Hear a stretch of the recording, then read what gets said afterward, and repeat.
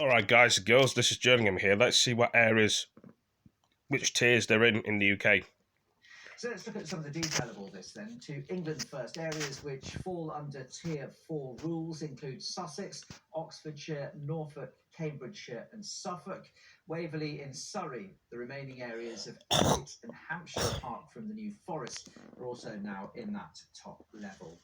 Wales has moved back into level 4 measures, the country's highest. That means non-essential shops, gyms and beauty salons have had to close, while bars and restaurants can only open for takeaways. For 3 weeks, mainland Scotland will also be under its toughest restrictions. The level 4 measures, they're very similar to those in England and Wales, with non-essential retail and hospitality shut.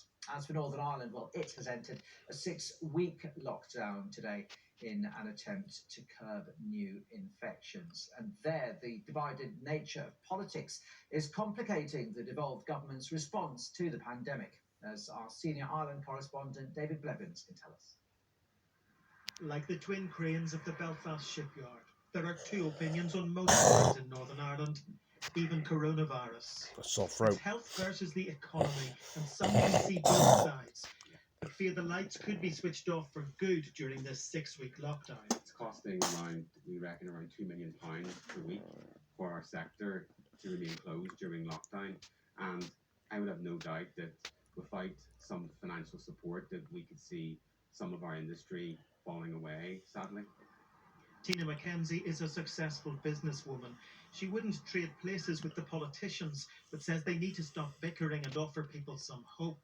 Many years ago, when we had the wars and people came together and we had great leadership and people got behind people 100% because we're all in it together.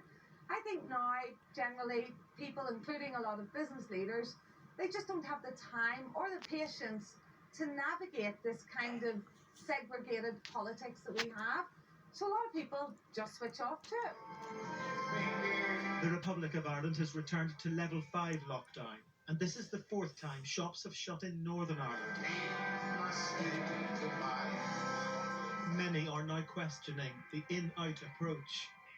For every person demanding lockdown and stringent enforcement of restrictions, there's someone else opposing it and questioning the degree to which they can be enforced. And that battle's compounded by the duality of the politics of this place, some looking to London, others to Dublin. And even a global pandemic can be politicised along sectarian lines. Those ancient divisions weave their way through every issue, but here in the city that launched Titanic, the two main political powers are reflecting on demands for one survival strategy. David Blevins, Sky News, in Belfast. Let me bring you the latest coronavirus figures for the UK. These announced yesterday. In the last 24 hours, a further 570 deaths have been recorded. That brings the total number of people who've died in the UK within 28 days of a positive test to 70,195, and a further 32,725 new cases of COVID-19 were also reported yesterday. Some of the day's other news now, and George Blake, the last in line of the Cold War spies who betrayed Britain, has died at the age of 98. Blake worked as a double agent for the Soviet Union during the height of the Cold War. Britain says he exposed the identities of hundreds of Western agents across Eastern Europe in the 1950s, some of whom were executed as a result of his treason.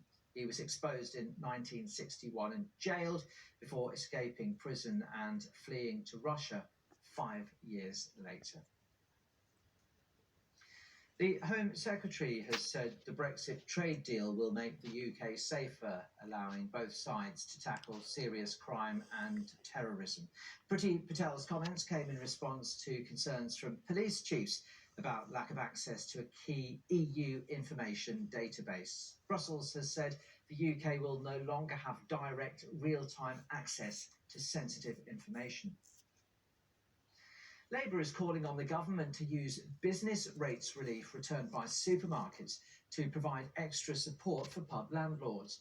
It warned that coronavirus restrictions could cause the industry to lose billions in income, and some pubs may be forced to call last orders.